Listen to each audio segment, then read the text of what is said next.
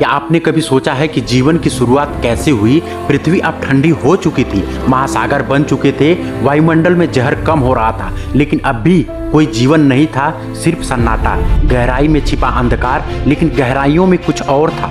समुद्र की पेदी में जहां सूर्य की रोशनी नहीं पहुंचती, वहां कुछ विस्फोट हो रहे थे। इन गर्म झरनों से निकली गर्मी, रसायन और दबाव ने रच दिया एक अद्भुत प्रयोगशाला, जहां रासायनिक अणुओं ने हाथ मिलाया और बनी जीवन की पहली भाषा आर्यन।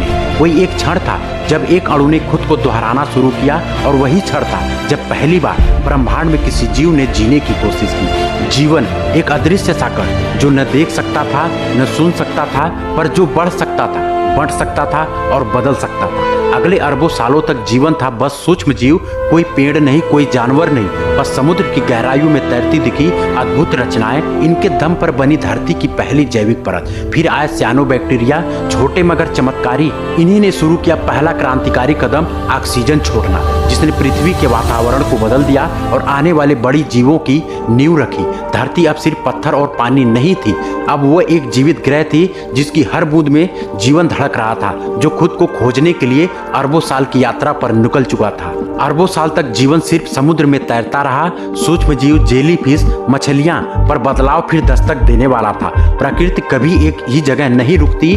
समुद्र की गहराइयों से उभरे ऐसे जीव जो अब सिर्फ पानी में संतुष्ट नहीं थे।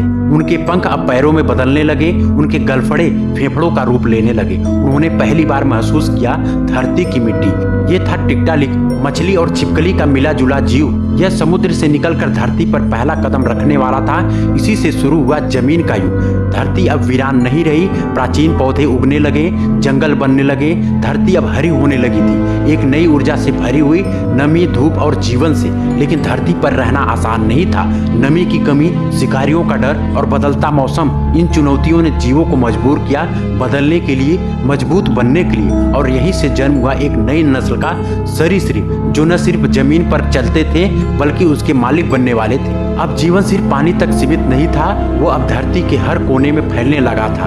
पहाड़ों से लेकर जंगलों तक एक नई कहानी शुरू हो चुकी थी, जिसका अगला अध्याय था डायनासोर। और अब धरती पर कदम रखने वाले थे इतिहास के सबसे खतरनाक, सबसे विशाल और सबसे रहस्यमयी प्राणी। आने वाला है टाइटनों का युग। तो दोस्तों, अगला पार्ट होगा कि धरती पर डायनासोर कैसे आए, उनका जन्म कैसे हुआ और उनका अंत कैसे हुआ। अगर आप लोग वो पार्ट देखना चाहते हो तो कमेंट बॉक्स में नेक्स्ट पार्ट जरूर लिखना, हम आप लोगों के लिए नेक्स्ट पार्ट लेकर के जरूर आएंगे। तो वीडियो पसंद आया तो वीडियो को लाइक करना। अगर आपने पहला पार्ट नहीं देखा तो पहला पार्ट आप लोग जाकर के जरूर देखें।